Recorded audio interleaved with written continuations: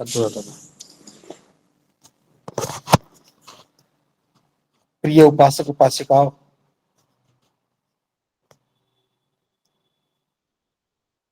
आज के इस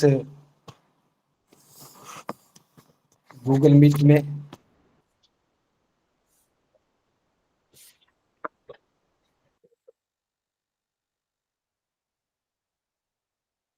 आज का विषय है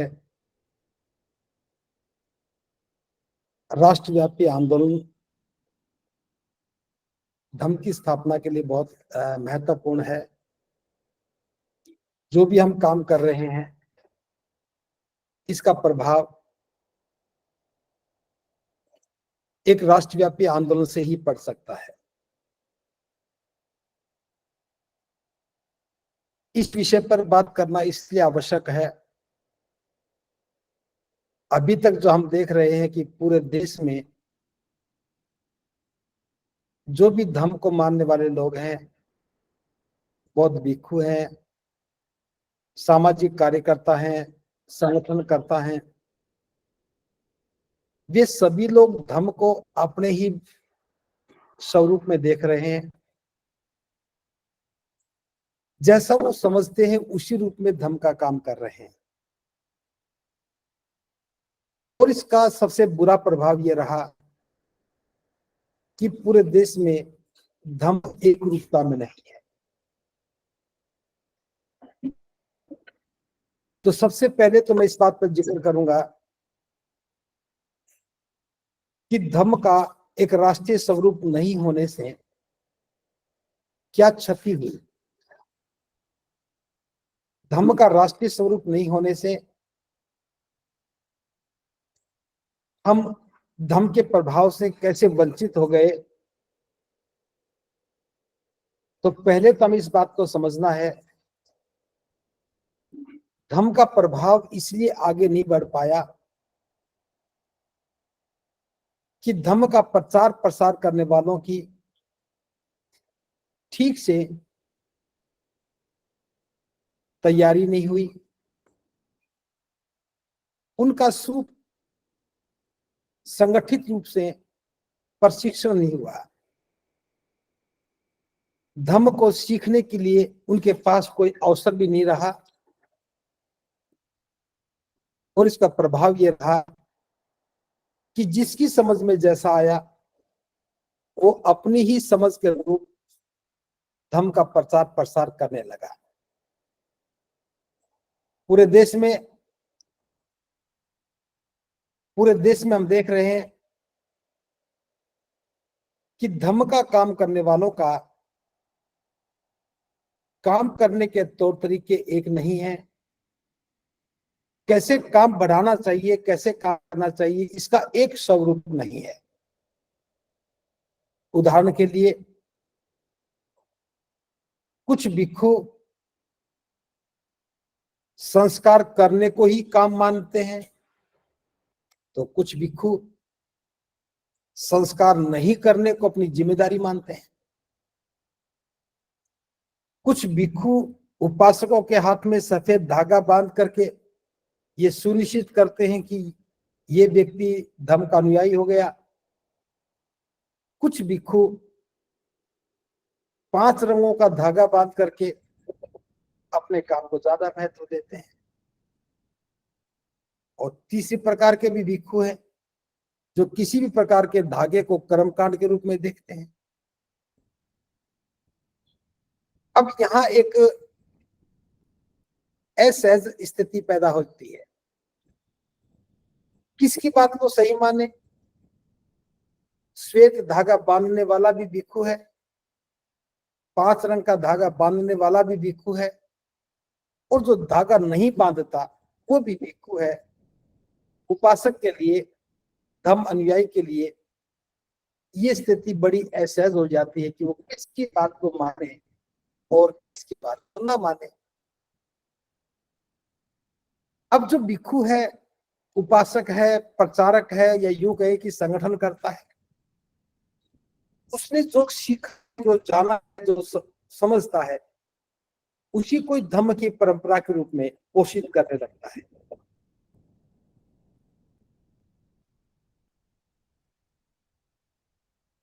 अभी हम देखते हैं कि विवाह संस्कारों में कोई भिक्षु तो बराबर बिठा करके संस्कार करवाता है, तो कोई खड़े करके करवाता है। एक कहता नहीं संस्कार खड़े होगा तो बिल्कुल नहीं होना चाहिए, दूसरा कहता नहीं बिना खड़े हुए तो संस्कार निरर्थक है। तो ये भिन्नता क्यों है? क्योंकि कोई प्रशिक्षण नहीं। लेकिन हम ये बात ही कहते रहे ये गलत हो रहा है, हम ये कहते रहे कि ये कमी है, हम यही कहते रहे कि ऐसा होना चाहिए था, तो इस समाधान नहीं है। हमने यहां भी देखा कि भिक्षु अपनी मौजूदगी में मांग में सिंदूर भरवाते हैं, पैर में बिछिया पहनाते हैं, हाथ के हल्दी लगवाते हैं। कुछ भिक्षु अपनी भागीदारी में काम करवा लेते हैं, तो कुछ भिक्षु पास में बैठ जाते हैं, तुम करो इस काम को। उन सारे प्रभाव से भारत का बौद्ध व्यक्ति अपने आप को बौद्ध नहीं बना पाया, बौद्ध डिक्लेयर नहीं कर पाया। और सबसे बड़ी बात, बौद्ध होने की पहचान में ये बहुत बड़ी बाधा बन के आ गई, जिसके संस्कार दूसरे धर्म के अनुरूप हैं, वो अपने आप को बौद्ध कैसे कह सकता है? हम पूरे देश के बिहारों को एक नियम के साथ संचालित नहीं कर पा रहे। बुद्ध विहार में वंदना कितने बजे होगी, वंदना की शैली क्या होगी, वंदना के दौरान हमें किस किस करना पड़ेगा, कहीं कोई एक रूपता नहीं है। कोई भिक्षु त्रिशंक तहसील करके ही समाप्त कर रहा है, कोई तहसील साथ बुद्ध धम्म वंदना करके पूरा कर रहा है, कोई पुष्प वंदना धम्म वंदना करने के साथ साथ मेघसूत महामंगलसूत्र के साथ ही कर रहा है। हर भिक्षु अपने अपने ढंग से वंदना को करता जा रहा है। रिदम की जहां तक बात है, प्रत्येक भिक्षु की अपनी निजी रिदम है। बोध गया के दौरान बोध गया के महाविहार में कई बार चांटिंग के प्रोग्राम होते हैं, जो भिक्षु वहां चला गया उसने उस चांटिंग को अपना लिया, जो नहीं गया उसने अपने हिसाब से ही चांटिंग करना शुरू किया। चीवर पहनने का तरीका, भिक्षाटन करने का तरीका, बिहारों की साज सज्जा का तरीका, ये सब नितांत व्यक्तिगत है और इसका प्रभाव लगभग व्यक्तिगत है। हर भिक्षु का व्यक्तिगत प्रभाव है, उसके व्यक्तिगत संबंध है, व्यक्तिगत संपर्क हैं और व्यक्तिगत ही आस्थाएं हैं, व्यक्तिगत निष्ठाएं हैं। कोई उपासक एक भिक्षु से प्रेम करता है, दूसरे भिक्षु से वंदामी भी नहीं करता है। कोई उपासक किसी को भिक्षु स्वीकार करता, किसी को भिक्षु ही स्वीकार नहीं करता। कोई उपासक अपने आप को भिक्षु से श्रेष्ठ मानता, तो कहीं भिक्षु उपासक को इसी रूप में देखता ही नहीं है। तो भारत के संदर्भ में ये बहुत सारी बाधाएं हैं राष्ट्रव्यापी आंदोलन को खड़ा होने। यहां आज जो मैं आपसे बात कर रहा हूं, धर्म की स्थापना में एक राष्ट्रव्यापी आंदोलन होना ही चाहिए। राष्ट्रव्यापी का अर्थ यह है कि जितने भी भिक्षु हैं, जो काम करने वाले हैं, जो धर्म के प्रचार प्रसार में लगे हैं, उस सारा का सारा एक रूपता में होना चाहिए, एक उद्देश्य के लिए होना चाहिए, एक स्वरूप होना चाहिए, एक जैसा प्रशिक्षण होना चाहिए। इसी बात को मद्देनजर रखते हुए अभी 15 और 16 जून को जयपुर में 2 दिन के लिए राष्ट्रीय धम्म के प्रतिनिधियों की एक वर्कशॉप हुई। उसमें बौद्धों की आचार संहिता का प्रारूप तैयार किया। पूरे देश के 16 राज्यों से आने वाले प्रतिनिधियों के बीच में वो मसौदा, वो ड्राफ्ट पेश किया। जहां जहां आपत्तियां थी, उन आपत्तियों पर हमने विचार किया, संशोधन किया। अभी वो काम प्रोसेस में है, लेकिन उस काम को आगे बढ़ाने के लिए हमने एक योजना तैयार की है कि भिक्षु किसी क्षेत्र और सीमा में बंद के काम नहीं करता है। भिक्षु का कोई क्षेत्र भी नहीं है, उसकी कोई सीमा भी नहीं है। चारिकम बहुजन हिताय बहुजन सुखाय लोकानुकंपाय के सिद्धांत को अगर बात करें तो भिक्षुओं का ठहरना नहीं है, भिक्षुओं को गतिमान रहना है। लेकिन भारत के संदर्भ में मैं बात करूं, आज भिक्षु चलायमान नहीं है, ठहरा हुआ भिक्षु है। भिक्षु के ठहरने से हम भी ठहर गए। चलते हुए भिक्षु के सामने बहुत सारी नई संभावनाएं प्रकट होती हैं। चलते हुए भिक्षु के सामने नए लोग भी मिलते हैं, नई संभावनाएं बनती हैं, नया विचार भी मिलता है और धम्म गतिशील रहता है। जिस भी व्यक्ति ने घर त्याग किया, भिक्षु बना, उसने पहला काम ये किया कि अपना घर छोड़ करके आए हैं तो फिर अपने लिए भी एक घर चाहिए, और अपना बिहार बना लिया और पूरी वर्ष भर हम उसी बिहार में रहते हैं। इस परंपरा को खत्म करना पड़ेगा, दोबारा समय बुद्ध शासन में जाना पड़ेगा। इसलिए हमने बौद्ध भिक्षुओं को भी आचार संहिता के दायरे में रखा है। यद्यपि भिक्षुओं के लिए विनय पिटक है, प्रत्येक भिक्षु से अपेक्षा की जाती है कि वह विनय पिटक के अनुसार काम करे, लेकिन विनय पिटक पर निश्चित रूप से भिक्षु का विश्वास रहता है। काम हुआ या नहीं हुआ मैं इस पर बात नहीं कर रहा हूं, लेकिन भिक्षु के भी कुछ व्यवहारिक गुण होने चाहिए और समाज में रहते हुए उन्हें व्यवहारिक बातों पर काम करना ही चाहिए। बस इतनी सी बातों को हमने बौद्ध आचार संहिता के इस ड्राफ्ट में रखने की कोशिश की है। तो प्रिय उपासक उपासिकाओं, थोड़ी सी बाधा की ओर मैंने, आने वाली समस्याओं की ओर मैंने इशारा किया है। अभी तक धम्म के एक रूप में आने से गतिशील होने में जो बाधाएं आ रही थी, मैंने उनका चित्र किया है। अब मैं दूसरी बात समाधान की ओर जाता हूं। जो हम बड़े आयोजन करते हैं, सामने पवज्जा और ध्यान साधना के जो शिविर आयोजित करते हैं, छोटे भी आयोजित करते हैं, बड़े भी करते हैं। जो छोटे शिविर हैं उनका प्रभाव थोड़ा रहता है, बड़े शिविर हैं उनका प्रभाव ज्यादा रहता है। बड़े शिविर में पूरे देश की भागीदारी रहती है। पिछले वर्ष आपने देखा था कि उत्तर प्रदेश के गौतम बुद्ध नगर में, जो बिल्कुल दिल्ली के साथ लगा हुआ क्षेत्र है, वहां बिलासपुर कस्बे में 1000 लोगों का सामने पवज्जा व ध्यान साधना शिविर लगाया। उसमें 21 राज्यों की भागीदारी रही। 21 राज्यों के लोग आए। 10 दिन के प्रशिक्षण में एक बात विशेष रूप से समझ में आई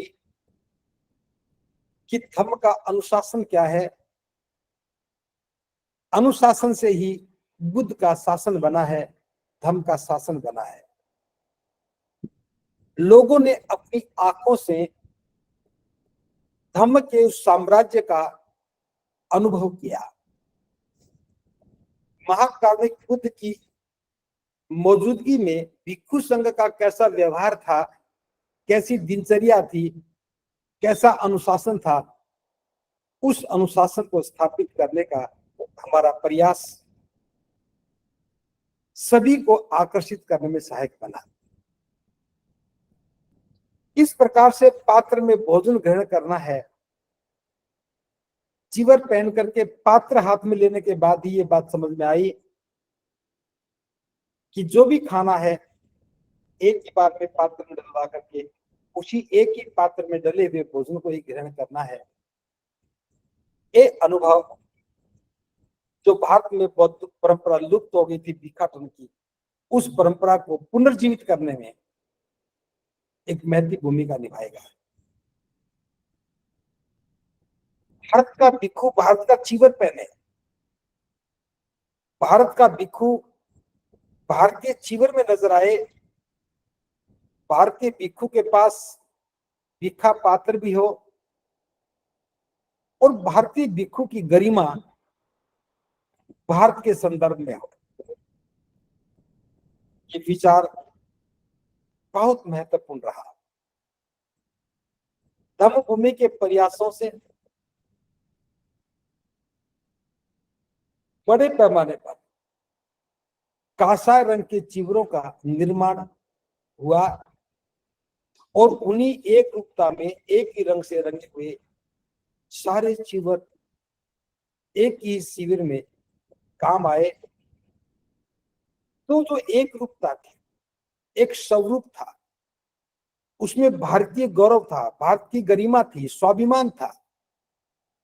सब हमने वो चीवर किसी दूसरे देश की अनुकंपा से नहीं लिए, हमने पात्र किसी से मांगे नहीं। इसी देश के श्रद्धावान उपासकों ने अपने हाथों से चीवर दान दिया, अपने हाथों से पात्र दान दिया। भारत का व्यक्ति सामनेर बन करके भारत के चीवर को पहन करके पूरे विश्व पटल पर यह दिखाने में कामयाब रहा कि भारत का भिक्षु भी अपनी एक पहचान रखता है, अलग पहचान रखता है।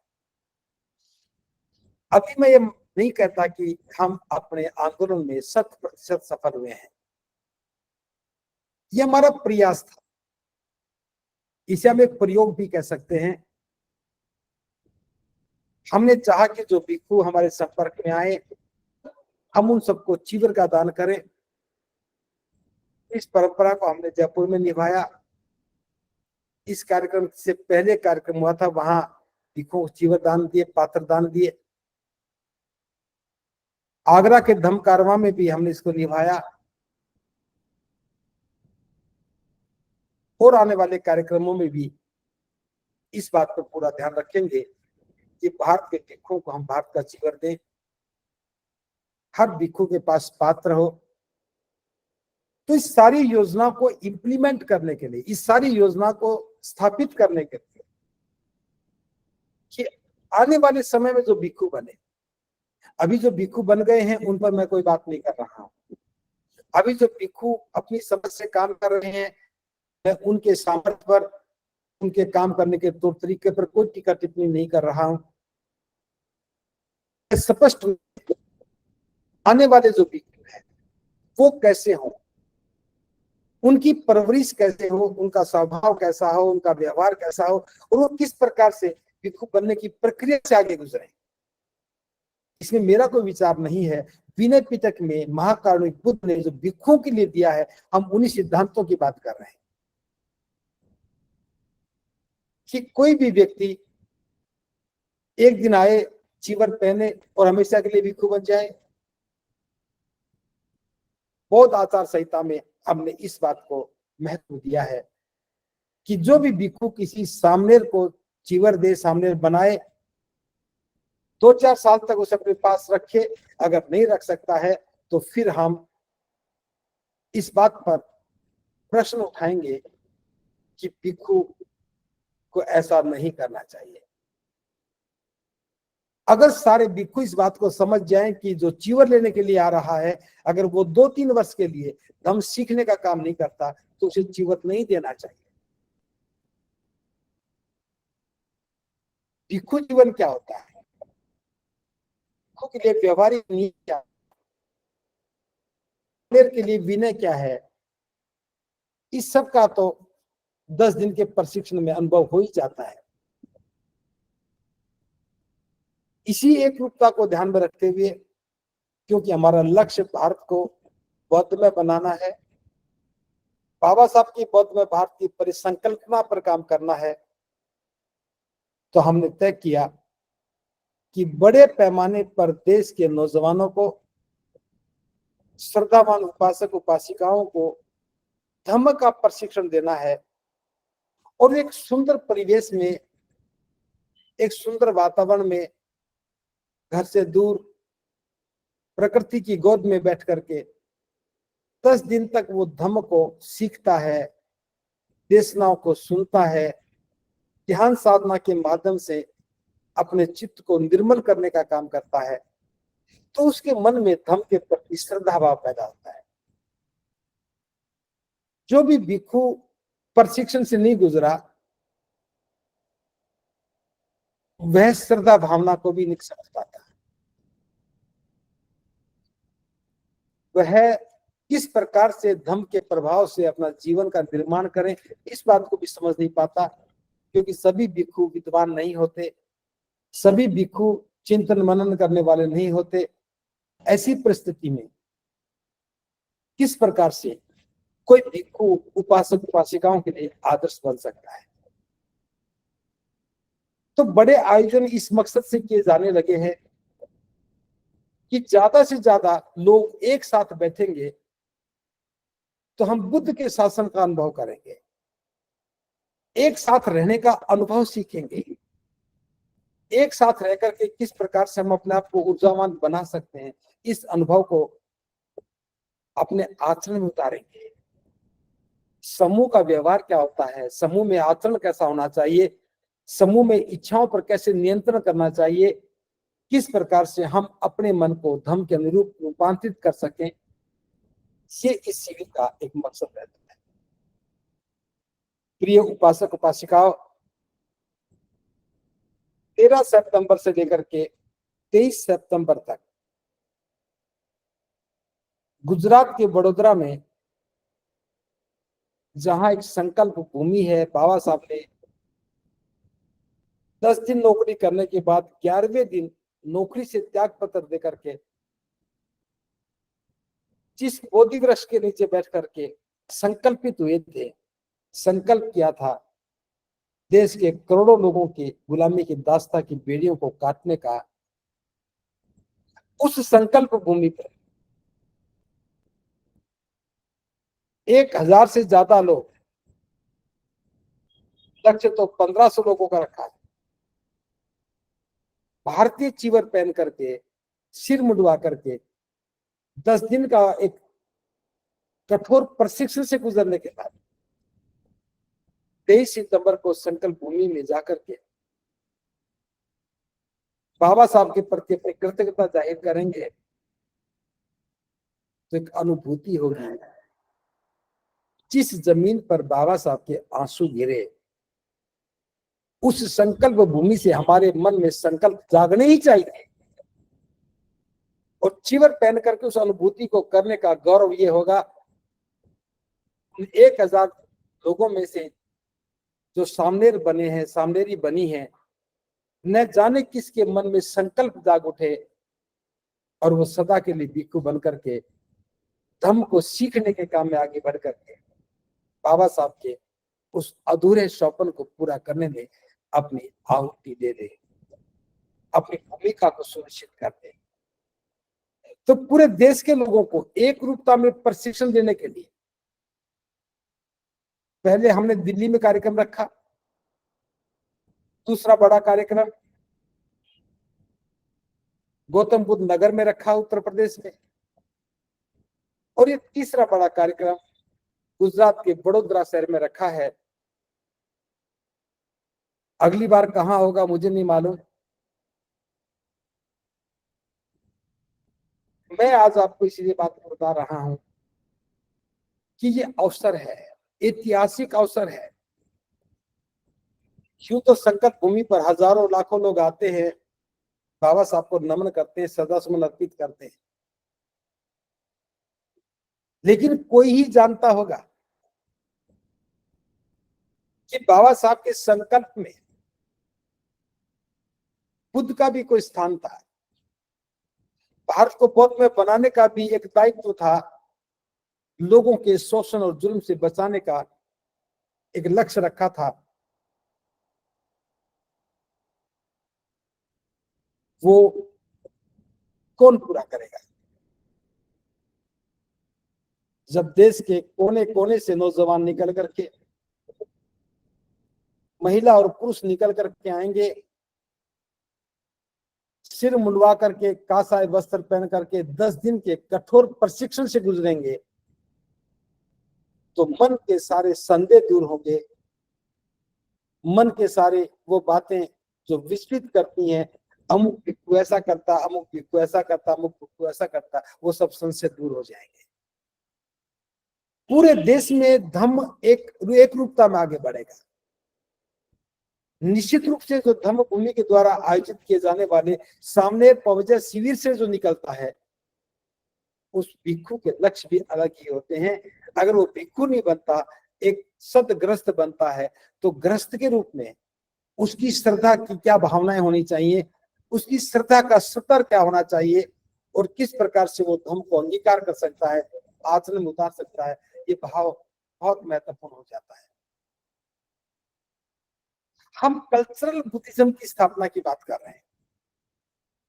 हम धम्म अपने आचरण में कैसे उतारें, किस प्रकार से हम सदाचरण का पालन करने वाले बने, किस प्रकार से हम शील संपन्न बने, और शील संपन्न होकर के एक रिदम में वंदना कैसे करें, एक रिदम में बुद्ध धम्म संग वंदना कैसे करें, एक रिदम में सभ्य सत्ता कैसे करें, एक रूप में सबके मंगल की कामना कैसे करें, कैसे हम लोगों के कल्याण के लिए धम्म का उपयोग करें, एक व्यक्ति का दूसरे व्यक्ति के साथ अच्छा संबंध बने, इस पर कैसे काम करें, कैसे हम दुख मुक्ति के मार्ग पर चलते हुए सुख प्राप्ति की मंजिल तक पहुंच जाएं, धम्म के प्रभाव से किस प्रकार से हम अपने मन को निर्मल कर सकें, धम्म के प्रभाव से हम कैसे अपनी जड़ताओं को काट सकें, अकुशल कर्मों से बचा सकें, और श्रेष्ठ जीवन पथ के मार्ग पर चल करके अपना भला कर सकें, औरों का कल्याण कर सकें। ये सारी बातें एक रूपता में होती हैं, तो एक रूपता में ऊर्जा का बहुत बड़ा संसार होता है। एक एक को कोई कितना भी प्रयास कर ले, उस प्रयास का ना तो कोई स्वरूप होगा, ना उसका कोई रूप होगा, ना उसका कोई प्रभाव होगा, और ना उससे कोई प्रभावित होगा। क्योंकि मैं निजी तौर के अनुभव से ये बात कह रहा हूं। जब मैं कभी अकेला निकलता हूं, मनोबल शून्य पर रहता है, बहुत कम रहता है। जब मैं 10-20 भिक्खुओं के साथ चलता हूं तो मनोबल और ऊंचा रहता है, और जब मैं 1000 भिक्खुओं के बीच में रहता हूं तो मनोबल और ऊंचा होता है। यह अनुभव सबके साथ है, सभी लोग ऐसा ही अनुभव करते हैं। एक बड़े समूह में ऊर्जा का लेवल बहुत ऊंचा होता है, और मैं देखता हूं, इस बात को समझ भी पा रहा हूं। बुद्ध के साथ जब हजारों भिक्खु चलते थे, उनका आभा मंडल निश्चित रूप से बहुत विशाल था, लेकिन उस आभा को गति देने में भिक्खु संघ का भी एक प्रभाव था। इसलिए बुद्ध का एक राष्ट्रव्यापी आंदोलन बना।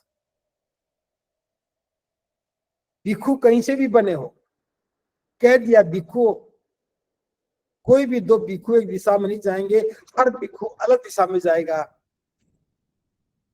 भिक्खु चलायमान रहा, गतिशील रहा, और धम्म गति करता रहा। आज हमें भिक्खुओं को इकट्ठा करने की जरूरत है, ताकि जब वो अकेले एक दिशा की ओर निकले तो उनका मनोबल बहुत ऊंचा रहे, उनका मनोबल नए लक्ष्य, नई ऊंचाइयों को छूने के लिए बेताब हो जाए। तो ये बड़ा आयोजन पूरे राष्ट्र को एक करने का प्रयास है। पूरे देश की अलग अलग भाषाओं और अलग अलग संस्कारों में जीने वाले लोगों को एक साथ एक रूपता में धम्म सिखाने का प्रयास है। प्रयास से निश्चित रूप से आगे जो भिक्षु बनेंगे वो इन बुनियादी बातों को समझ जाएंगे कि भिक्षु बनने का मतलब यह नहीं कि अकेला विचरण करता रहे। भिक्षु बनने का मतलब यह है कि काम तो भले अकेला करे, लेकिन एक रूपता में करें, एक स्वरूप में करें, एक रिदम के साथ करें, एक परिपाटी में करें, और जो भी धम्म के संस्कार हैं हम उनको एक स्वरूप प्रदान करने का काम करें। बच्चे के जन्म पर हमें क्या करना है और व्यक्ति के मरने पर हमें क्या करना है, विवाह संस्कार किसने, कौन करेगा, कौन सुनिश्चित करेगा, विवाह कैसे होने चाहिए, कहाँ होने, ये सारी बातें धम्म के प्रभाव में होनी चाहिए।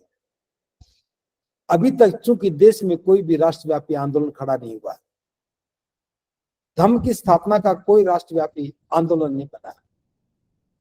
भिक्षु बने लेकिन प्रदेश की सीमाओं से बाहर नहीं निकले, संगठन बने, शहर की सीमाओं से बाहर जाकर के नहीं देखा। धम्मभूमि का प्रयास शुरू से ही राष्ट्रव्यापी रहा है। यहां हमारी कोई सीमा नहीं है। हर भिक्षु गतिशील है। धम्मभूमि के साथ काम करने वाला भिक्षु आज भी सबसे अलग ही नजर आता है, क्योंकि उसका पहनावा एक रूपता में है, उसका प्रशिक्षण एक स्वरूप में है, उसकी मान्यताएं पर परंपराएं एक रूपता में है। अगर कोई संदेह है तो उन लोगों के मन में है जो इस प्रशिक्षण का हिस्सा नहीं बने हैं। तो मैं समझता हूं इस बात को समझ पा रहे होंगे कि राष्ट्रव्यापी आंदोलन के कुछ मायने हैं, उसका अपना एक प्रभाव है। आने वाली संतानें किस प्रकार से धम्म में अपने आप को समाहित कर सके, किस प्रकार से धम्म के प्रभाव से अपना जीवन श्रेष्ठ बना सके, इस काम को भी हमें राष्ट्रव्यापी स्तर पर करना है। एक रूपता में धम्म खड़ा हो जाए, एक स्वरूप में खड़ा हो जाए, एक हमारी रिदम हो जाए, आने वाला भिक्षु का लक्ष्य तय हो जाए, और भिक्षु को क्या काम करना, कैसे काम करना, ये भी सुनिश्चित हो जाए, और जहां गलतियां हो रही हैं उनको सुधारने के लिए कैसे काम किया जाना चाहिए। तो ये निश्चित रूप से बहुत महत्वपूर्ण कार्यक्रम होगा। सभी गूगल मीट से जुड़े हुए उपासक उपासिकाओं से मैं कहना चाहता हूं, ये समय लौट के नहीं आना है। संकल्प भूमि को ध्यान में रख करके वडोदरा शहर में 1500 लोगों का जो सामने पहुंचा शिविर गुजरात के धम्मभूमि के कार्यकर्ताओं ने हिम्मत करके तय किया है, उसमें पूरे देश की भागीदारी की अपेक्षा की जाती है। आप किसी भी प्रदेश से हैं, भाषा शैली के लोग हैं, किसी भी धर्म को मानने वाले लोग हैं, सब इस ऐतिहासिक महत्व के शिविर में अपनी भूमिका निभानी चाहिए। पूरे प्रदेश के लोगों से मेरा आह्वान है कि बहुत कम समय टिकट का मिलना बहुत मुश्किल हो जाएगा, अभी से करें, अपना रजिस्ट्रेशन करवाएं। गुजरात की टीम रजिस्ट्रेशन कर रही है। अगर आप तक मैसेज नहीं पहुंचा हो, के माध्यम से भी आप तक पहुंचाने की कोशिश कर रहा हूं। जिस नंबर से आपके पास मैसेज आते हैं धम्मभूमि के नाम से, उस मोबाइल पर भी आप मैसेज दे सकते हैं, फोन भी कर सकते हैं। गूगल मीट संचालन में 3 नंबर आते हैं, इनमें से किसी पर कर सकते हैं। और हम पंपलेट जारी करेंगे, उत्तर भारत की ओर से हिंदी में जारी करेंगे, गुजराती में पहले जारी हो चुका है। उसमें जो नंबर है आप उनसे बात करके अपना रजिस्ट्रेशन करवा सकते हैं, जिसका शुल्क मात्र 500 रुपया रखा है। ये 500 रुपया खर्च के लिए नहीं है। 10 दिन रखने का खर्च तो बहुत ज्यादा होता है, लेकिन ये सिर्फ आपकी अकाउंटिंग है। जो व्यक्ति 500 रुपया देकर रजिस्ट्रेशन करवाएगा उसे चिंता रहेगी, उसे समय पहुंचना है। और हम भी चाहते हैं कि इस आयोजन में, इस राष्ट्रव्यापी आंदोलन में आप चिंतित नजर आए और आप लोगों को प्रेरित करने का काम करते हुए नजर आए, ऐसी मैं कामना करता हूं। तो बहुत ज्यादा बात ना करते हुए मैं इतना कहूंगा, अब देश में धम्म का भी एक राष्ट्रव्यापी आंदोलन खड़ा हो चुका है। पूरे देश में धम्म भूमि के कार्यक्रम गतिमान होने लगे हैं। तमिलनाडु से लेकर के कर्नाटका होते हुए आंध्र, महाराष्ट्र, गुजरात और उधर से पश्चिम बंगाल में से लेकर के आसाम, सिक्किम तक भी धम्म का बात आगे पहुंची है। तो मैं कामना करता हूं कि आयोजन सफल होगा। एक बार पुनः सभी गूगल मीट से जुड़े हुए उपासक उपासिकाओं से कहना चाहता हूं, 13 सितंबर से लेकर के 23 सितंबर तक का सामनेर पवजिया ध्यान साधना शिविर बहुत ही ऐतिहासिक शिविर है। इस शिविर में आकर के आप धम्म के राष्ट्रव्यापी आंदोलन में अपनी भूमिका निभा सकते हैं। आप सीख सकते हैं, सिखाने के लिए आप प्रेरित हो सकते हैं। जो पहले से सिखाने का काम कर रहे हैं, उनके द्वारा होने वाली त्रुटियों को आप दूर करने का काम कर सकते हैं। तो बस ज्यादा बात ना करते हुए मैं अपनी बात को यही विराम देना चाहता हूं। जल्दी से जल्दी आप अपना पंजीकरण करवाएं। अगर किसी को पंजीकरण करने में असुविधा हो रही हो तो मुझसे भी व्यक्तिगत संपर्क कर सकते हैं। मेरे मोबाइल पर व्हाट्सएप मैसेज छोड़ सकते हैं। मेरे पास मैसेज आने के बाद निश्चित रूप से धम्म भूमि ऑफिस की तरफ से आपके पास कॉल जाएगी और आपका रजिस्ट्रेशन हो जाएगा। इसलिए सभी उपासक उपासिकाएं सुनिश्चित करें, अभी से तैयारियां करें। जिन जिनको चीवर में लेना है वो भी, और जो बिना चीवर में रह करके सफेद कपड़े पहन करके वहां सेवा देने का काम कर सकते हैं, वे भी इस काम को पूरा करने में सहायता करें। एक बार पुनः इस उम्मीद के साथ कि 13 सितंबर से 23 सितंबर का जो कार्यक्रम होना है वहां बड़ोदरा, गुजरात में संकल्प भूमि के अवसर पर, उसमें आप अपनी महत्वपूर्ण भूमिका अदा करें। उस का हिस्सा बनकर के धम्म को सीखने का काम करें। इन्हीं शब्दों के साथ मैं अपनी वाणी को विराम देता हूँ। भगवत सब भगवत सब भगवत सब।